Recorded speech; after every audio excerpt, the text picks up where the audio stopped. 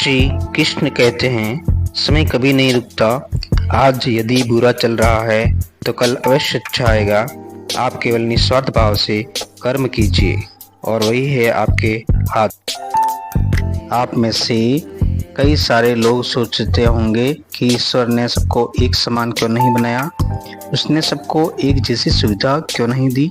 ईश्वर ने ऐसा इसलिए नहीं किया है क्योंकि सभी के कर्म एक समान नहीं है। इस कहानी कर्म का खेल में उसी के बारे में बात की गई है। एक अमीर आदमी भगवान शिव के दर्शन करने के लिए मंदिर में गया। इस अमीर आदमी ने बहुत ही महंगे जूते पहन रखे थे और उसने ऐसा भी सुना था कि इस मंदिर में अक्सर चोरी होती रहती है।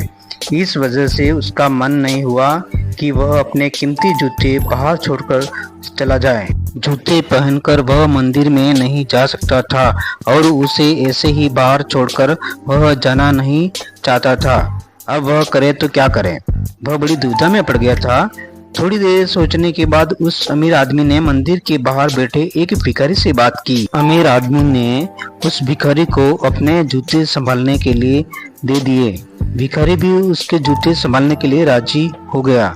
फिर वो अमीर आदमी अंदर मंदिर में पूजा करने के लिए चला गया। पूजा में बैठे बैठे उस अमीर आदमी के मन में ख्याल आया कि भगवान ने कैसी विषम दुनिया बनाई है। मेरे जैसे कई लोगों को पैरों में कीमती जूते पहनने लायक बनाया है, लेकिन उस बेचारे भिखारी जैसे अनगिनत लोगों को रोटी खाने के लिए भी भीख मांगनी पड़ती है। वो अमीर आदमी मन ही मन भगवान से फरियाद करते हुए बोला कि आपने सब लोगों को एक समान क्यों नहीं बनाया, आपने सभी को एक जैसी सुविधा क्यों नहीं दी। फिर उसने मन ही मन तय किया कि यहाँ से वापस जाते समय वो उस भिखारी को 500 रुपये देकर जाएगा।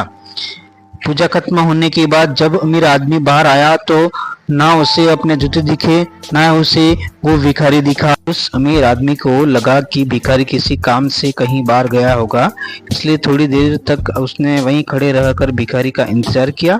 काफी देर तक इंतजार करने के बाद भी जब भिखारी वापस नहीं आया तो उस अमीर आदमी को पता चल गया कि भिखारी उसे ठग कर चला गया है।